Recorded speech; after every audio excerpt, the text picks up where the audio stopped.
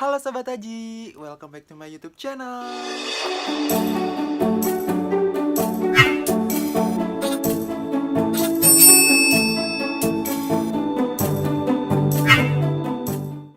Vlog aku kali ini, aku akan membahas tentang cara dapat beasiswa di Jepang. Nah, kebetulan banget nih teman aku tuh ada yang kuliah di Jepang kemarin, sekarang tapi udah lulus.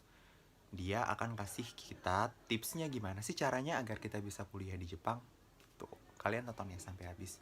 Oh ya, dia juga bakal share pengalamannya dia selama kuliah di Jepang, mungkin suka dukanya kali ya. Langsung aja yuk kita ngobrol bareng sama teman aku ini. Let's start this.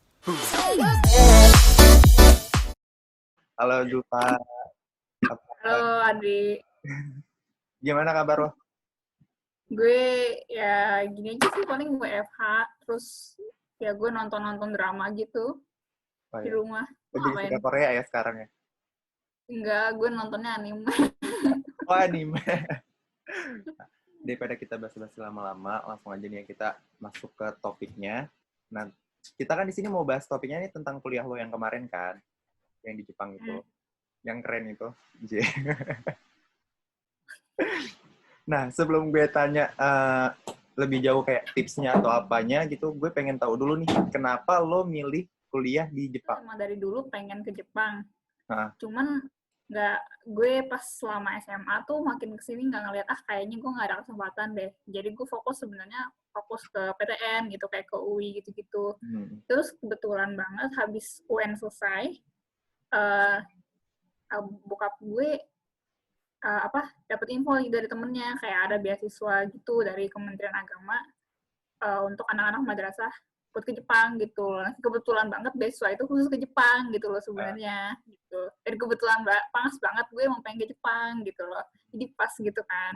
Jadi ya udah gue coba apply, coba-coba aja sebenarnya iseng doang gitu. Terus ternyata tahap pertama lolos. Tahap pertama tuh kayak kayak soal-soal SBMPTN gitu deh, susah banget. Kayak soal-soal kayak kan gue PS kan, jadi kayak soal ekonomi, soal sosiologi, sama matematika bahasa Indonesia itu susah sih. Terus ternyata tahap pertama lolos, terus tahap kedua suruh tes bahasa Inggris gitu, jadi interview, ada grup interview gitu, terus kayak ada tes listening, tes tulis gitu. Uh, itu gue lolos, terus habis itu gue interview langsung sama jadi di univ gue itu ada kantor cabangnya gitu di Jakarta. Jadi gue ke kantor cabangnya di Jakarta, terus gue wawancara langsung sama perwakilan kampus gue gitu. Terus gitu gue los. Ya udah. lo ada info buat kuliah di sana, terus akhirnya lo submit dan nggak taunya lolos. Benar. Itu emang semua yang daftar langsung lolos atau gimana? Enggak, jadi beneran diseleksi. Kayaknya lumayan ketat sih, karena pas tahap pertama tuh, itu kan seluruh Indonesia ya sebenarnya. Cuman yang jadi kayak misalnya, kalau di Jabodetabek tempatnya di sini gitu-gitu. Kalau gue di Jabodetabek tempatnya di Incheon, Cendekia, yang di Serpong. Terusnya di situ. Nah, terus itu aja udah banyak banget gitu loh di waktu gue tes di Incheon itu. Dan seinget gue kayak ratusan gitu yang apply dari semua Indonesia ya. Dari situ tuh kesaring cuma 20 orang yang 20-an orang, 12-an orang yang ikut tes yang bahasa Inggris di Jakarta. Kita lanjut nih ya. Kan tadi lo udah ceritain nih tahap-tahap prosesnya segala macam sampai lo bisa masuk ke Universitas Jepang itu. Nama universitasnya apa, Ju? Ritsumeikan Asia Pacific University. Jurusan apa lo? Jurusan HI sih jatuhnya. Oh, HI. Tapi HI-nya tuh lebih ngebahasnya berarti yang di Jepang ya? Enggak juga sih. Karena profesor dosen-dosen gue tuh banyak dari macam-macam negara. Kayak maksudnya gue ada dosen dari Amerika, ada dosen dari Korea gitu loh. Dan itu pun maksudnya gue punya dosen dari Korea tapi dia nggak tentang politik Jepang gitu, punya dosen dari Amerika tapi dia nggak tentang politik Eropa gitu. Jadi macem-macem sih gitu. Dan itu biasanya tuh mulai terkonsentrasi itu kalau misalnya udah mulai kayak tahun ketiga gitu kan, kayak maksudnya udah mulai milih bimbing buat skripsi gitu-gitu ya. Nah, di sini gue bakal tanya lagi, ada kendala nggak sih selama lo kuliah di sana? Aduh, jadiin buku bisa nih. Macem-macem sih, kayak maksudnya, kalau di awal-awal tuh kendalanya jatuhnya lebih ke adaptasi hidup gitu Hmm, di sana. Kayak gue kan nggak pernah tinggal jauh dari orang tua ya, ya. terus gue tuh anaknya yang sangat rumahan gitu loh. Maksudnya gue selama SD sampai SMA gue tuh terhitung jarang banget kayak hangout sama temen gitu loh, kayak jalan-jalan weekend. Ya, gue di rumah-rumah aja gitu. Gue begitu kuliah merantaunya nggak cuma keluar kota tapi ke luar negeri gitu. Terus awal-awalnya kayak gue kan nggak bisa masak nih.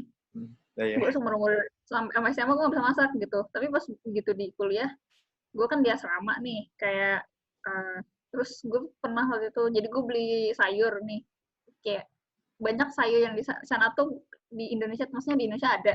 Di Indonesia ada kangkung. Sana tuh nggak ada kangkung gitu loh. Kayak sayurnya tuh beda gitu, bayamnya aja tuh beda gitu loh. Terus gue pernah beli sayur nih, gue mau masak buat kayak nyetok, tapi gue nggak tahu gimana cara masaknya, gue nggak tahu gimana cara masak sayur gitu loh. Terus kayaknya telur gue udah habis atau apa gitu. Terus gue di situ, gue kan punya mah ya, terus gue di situ sakit perut, terus gue lapar, tapi gue nggak tahu gimana cara masak sayur gitu, terus gue nangis. Itu salah satu cerita yang bakal inget banget ya kayaknya.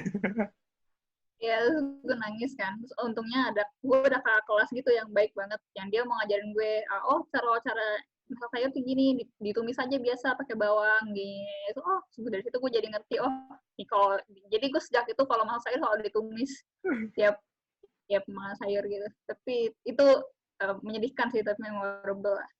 Berarti emang kendala pertama lo itu yang berat di sana itu emang karena jauh dari keluarga, terus akhirnya lo belum siap untuk bisa hidup mandiri, untuk masak sendiri gitu segala macam kali ya Zul ya. Kendala lo yang paling berat. Itu Tapi sejauh sama itu lo awal bisa berapa lama tuh bisa ngelakuin itu? berapa lama gue sampai bisa adaptasi gitu. Heeh. Eee, nggak lama-lama banget sih kalau untuk yang gitunya, kayaknya gue 3 bulan di sana udah bisa masak kok. Maksudnya ya lumayan lah gitu, kayak gue biasanya cuma tumis-tumis doang sih, kayak tumis-tumis sama bawang-bawang gitu. Cuman, harus adjustment banyak, kayak banyak banget makanan yang ada di Indo tuh yang nggak ada di Jepang gitu loh, dan yang yang gue sama sekali nggak pernah tahu gitu loh. Terus jadi gue nggak tahu cara masaknya kan, karena nyokap gue aja nggak pernah masak ini seumur hidup gitu loh. uh, Jarang banget lo bakal menyumpai yang pedes-pedes atau yang kayak uh, ya kalau ke restoran Jepang tuh kan rasanya bukan nggak pernah ada yang pedes gitu kan, nggak pernah ada yang kayak berasa banget gitu. Berarti emang kendala lo di sini kan dari sisi pribadi ya. Kalau misalnya dari sisi pelajaran juga gimana? Ada kendala nggak? Atau adaptasi dengan lingkungan yang bahasanya susah kan pasti kayak di sana Jepang juga susah buat komunikasi bahasa kayak bahasa Inggris kan ya kalau nggak salah ya. Jadi emang pakai bahasa Jepang juga kan. Lo ada kesusahan juga nggak mungkin diadaptasi ngobrolnya atau misalnya pas pelajaran dosen nyampainya pakai bahasa Jepang juga. Nggak ada kendala di situ.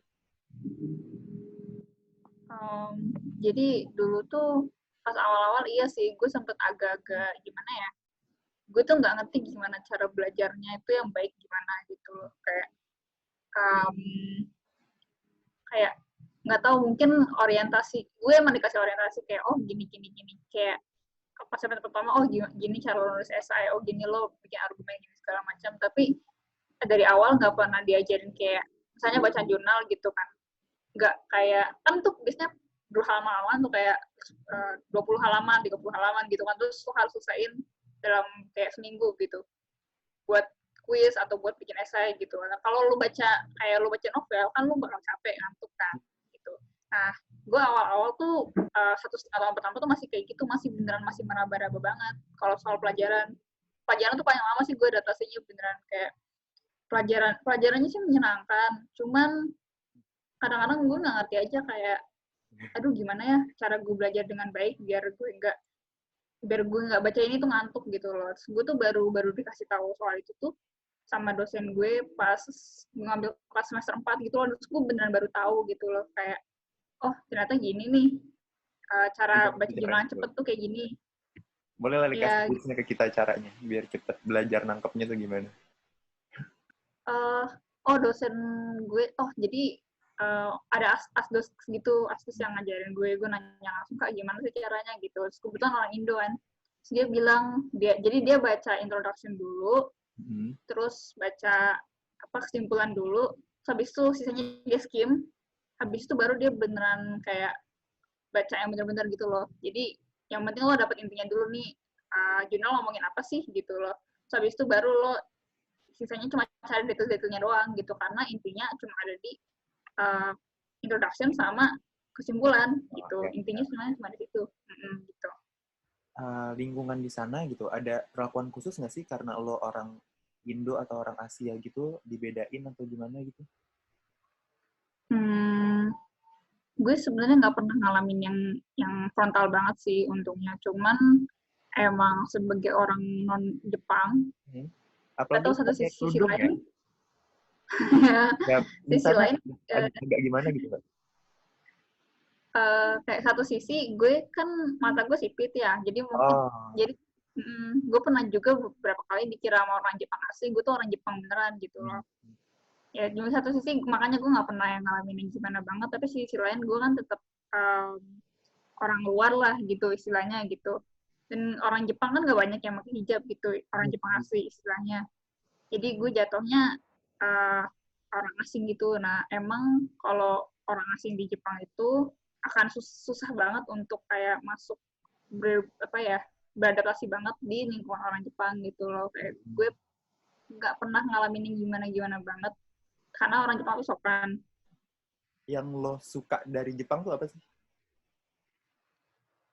Macem-macem sih. Selain kayak dia bersih kan ya, bersih, ramah orang-orangnya. Apa yang lo suka dari Jepang? Makanannya tuh, kalau di Jepang tuh lo bisa makan makanan sehat, enak, dan murah. Kayak junk food di Jepang tuh lebih mahal dibanding makanan sehat. Ya, buat kedepannya gimana nih? Lo mau lanjut lagi kuliah di sana atau gimana? Sebenarnya gue mungkin kalau misalnya nemu jurusan, gue kebetulan emang lagi nyari mau S2 sih. Jadi kebetulan kalau misalnya ada jurusan yang cocok buat gue, terus kebetulan di Jepang lagi, yang gue nggak masalah sih kalau balik ke sana lagi.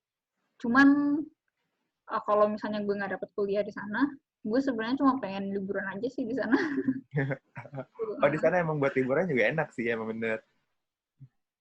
Lebih enak buat liburan malah kalau kata gue. Oh gitu. Bukannya tapi kan di Jepang juga kayak kayak negara pelajar gitu kan. Jadi emang orang-orangnya yang serius buat belajar juga di sana bagus. Banyak univ, banyak banget universitas dan banyak banget foreign international student tuh banyak banget di Jepang. Jadi emang suasananya mendukung buat belajar gitu. Jadi menurut gue enak buat belajar gitu. Kalau lo disuruh pilih mana? Indonesia apa di Jepang? Susah. Saking cintanya ya sama di Jepang ya, jadinya. Gue mendingan di Indonesia karena di Indonesia lo bisa banyak nemu makanan Jepang. Tapi kalau di Jepang lo belum gampang nemu makanan Indonesia. Tetap makanan nih nomor 1 ya berarti. Makanan nomor 1. Kan itu penting. Iya benar. Oke, terakhir. Tips nih dari lo, gimana caranya biar bisa dapat beasiswa kayak lo juga gitu kan. Terus gimana caranya biar di sana juga lo bisa ngadepin semua permasalahan yang tadi yang lo hadapin juga, kayak gimana cara adaptasi kayak gitu. Gimana tips dari lo? Kalau dapat beasiswa, mungkin ini standar tapi mungkin nilai penting ya. Tapi sebenarnya nilai gue juga nggak bagus-bagus amat gitu. Jadi sebenarnya yang penting tuh nyari-nyari info kalau untuk teknisnya. Terus kayak penting lo harus tahu apa yang lo mau sih. Karena kalau lo tahu persis apa yang lo mau, lo akan berusaha lebih keras untuk dapetin itu gitu. Gue nggak bilang prestasi itu nggak penting atau nilai itu nggak penting. Tapi meskipun lo punya kualifikasi, tapi lo nggak pengen banget, atau lo nggak tahu apa yang lo mau, mungkin akan susah karena lo nggak ada semangat gitu untuk dapetin itu gitu. Dan untuk cara adaptasinya gimana, ya itu tuh penting banget untuk riset gitu loh, kayak nanya-nanya, kayak research. Kayak gue tuh mepet banget, jadi gue apply itu April habis UN, benar persis habis UN, terus pengumuman keterima gue Juli awal, terus gue berangkat September gitu.